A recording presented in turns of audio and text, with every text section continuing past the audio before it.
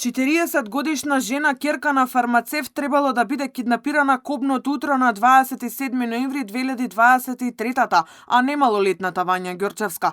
Така знаела групата која ја организирал Лупчо Палевски за да изнудат откуп по неколку илјади евра за секој, сведочеше обвинетиот Велибор Манев. Кога ја киднапирале Вања, не видел дека станува збор за малолетно дете. Палевски им кажувал дека планот е да грабнат возрастна жена која ја следел со денови и им покажувал слики. Дека се работи за младо девојче, сведочеше пред судот, видел во местноста оризови дупки кај Скопска бразда. Тогаш го убедувал Палевски да го пушта детето, бидејќи била по грешка киднапирана, но Палчо одбил и ладнокрвно ја застрелал. Додека гледав на келозието во местноста оризови дупки, Палевски му приде на детето со пиштол, со перниче во рака. Го испука куршумот преку перниче. Јас бев надвор од себе. Палевски се врати во пикапот, извади копач, мотика и јашов, нови неупотребувани. Ги фрли кон нас и ни нареди да ископаме дупка за да се закопа детето. Копавме во таа смрзната земја. Тој ја фати од кај главата ми рече ти земја, па јас и Владко ја фативме кај нозете и заедно со Палевски ја спуштевме во дупката.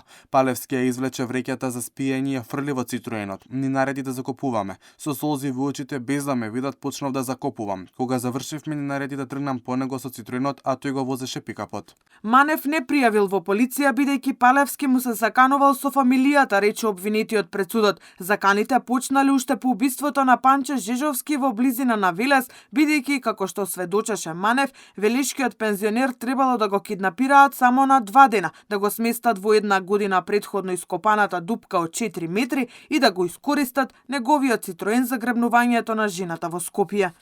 Откако се наведнав да го одврзувам, Палевски влета наеднаш и испука куршум во слепоочницата на Панче. Јас останав, како да кажам, едноставно без зборови. Стрипав од местото, излегов од шумичката која беше обраснала врз самата земуница, застанав, бев пред колабирање, се тресев, потоа се созедов од тоа што го видов. Во меѓувреме го видов и Боре како излегува од самото место, а Палевски го видов како го превртува Панче во дупката со сецерадата. Палчо дојде до мене, јас го прашав зошто ова не требаше вака. Тој ми рече вака е почисто, нема што да се секираш. Јас му реков дека не сакам вака да продолжам, оти за ваква нешто не сум ни помислил, ни сонил. Тогаш за прв пат ме побутна со раката и ми рече да не расипуваме пријателство, имаш убава фамилија.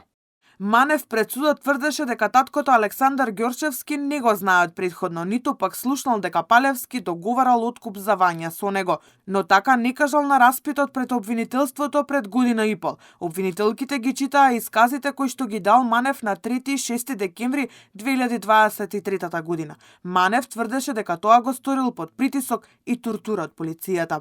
Му реков дете да ја пуштиме. Палевски го отвори гепекот, го извади селотейпот и почна да ја прашува како се вика, кои се татко и мајка. Праша каде работат, рече татко и напуштил, мајка и во Ајден. Ја праша и за дедо и, праша од кога живеат во станот, бараше телефон од родителите, ја прашуваше колку станови имаат. Таа рече тато не барај, тој не сака, од мама барај, секе даде за мене, душата ќе ја даде за нас. Го извадивме девојчето, таа беше мирна, мислеше дека ќе биде пуштена. Сведочењето на Манев го слушаше и обвинетиот Александар Ѓорчевски, таткото на Вања. Тој плачеше, а во еден момент додека го читаше исказот се расплака и обвинителката Ана Стојковиќ Димитриовска. Судскиот процес ќе продолжи во понеделник, кога на Велибор Манев прашања ќе му поставува и прво обвинетиот Лупчо Палевски.